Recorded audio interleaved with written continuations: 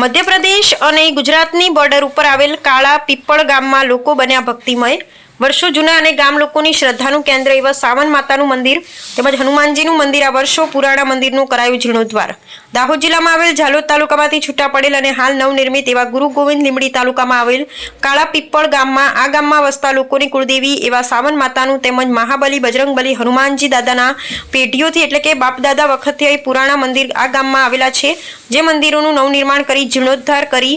તારીખ 2/4/2026 ચૈત્ર સુદ પૂનમના દિવસે હનુમાન જયંતિ નિમિત્તે આ મંદિરોનું નવનિર્માણ અને જીર્ણોદ્ધાર કરનાર એવા દિનેશભાઈ એચ ભુરિયા, એડવોકેટ તથા સમેશભાઈ એચ ભુરિયા તેમજ પ્રતાપભાઈ ભુરિયા સરપંચ તથા હામુભાઈ પી સંગાડાના દ્વારા આ મંદિરમાં કડિયાકામ તરીકે સેવા આપનાર એવા સનુભાઈ ડિંડોર અને મીનાભાઈ સંગાડા તથા પાણીના ટેન્કરોની મદદ કરી સેવા આપનાર એવા જીઠાભાઈ ડામોરનાઓએ આ મંદિરના નવનિર્માણ કરનાર એવા દિનેશભાઈએ સાલ ઉઢાડીને તેઓનું માન અને સન્માનથી સ્વાગત કરેલ તેમજ સર્વ ગામના ભક્તો દ્વારા સવારના 10 કલાકથી હવન વિધિ ભજન કીર્તન કરી અંતે સાંજના સમયે પ્રસાદી રૂપે ભોજન પ્રસાદ લીધેલ। સાંજે 6 વાગ્યા સુધી ભક્તિમય વાતાવરણ માં રહ્યા બાદ સર્વે ગ્રામજનોએ મળી એવું નક્કી કરેલ કે આ વર્ષની જેમ હવે દર વર્ષે આ સાવન માતાના મંદિરે ચૈત્ર સુદ પૂનમના દિવસે દર વર્ષે આપણે સૌ ભંડારો રાખીશું અને ભક્તિભાવથી ભજન કીર્તન કરીશું તેવું આ સર્વે ગ્રામજનો એ ભગવાન સમક્ષ વચન કરેલ હોવાનું જાણવા મળેલ છે। મનોહરભાઈ ખડિયા, કાળા પીપળ। આજ રોજ તારીખ 2 એપ્રિલ 2026 ગુરુવાર ચૈત્રી પૂનમના દિવસે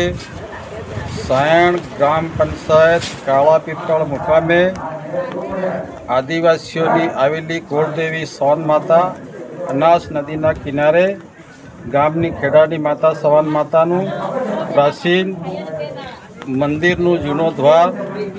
કરી મેળાના સ્વરૂપે પૂજા વિધિ, ભજન કીર્તન, સત્સંગ, જમણવારો કાર્યક્રમ કરવામાં આવ્યો હતો, જેમાં ગામના તમામ બહેનો, ભાઈઓ, વડીલો, બાળકો મોટી સંખ્યામાં ભાગ લીધો હતો। સવારથી લઈને સાંજના 5 વાગ્યા સુધી હર્ષ ઉલ્લાસભેર તમામ લોકોએ આરતી, પૂજા વિધિ, ભજન વગેરેમાં ભાગ લઈ કાર્યક્રમને સફળ બનાવવા આવ્યો હતો। દર વર્ષે આયોજન નિરંતર ચૈત્રી પૂનમના દિવસે રહેશે એવે સાદર સાથે સૌ છૂટા પડ્યા હતા।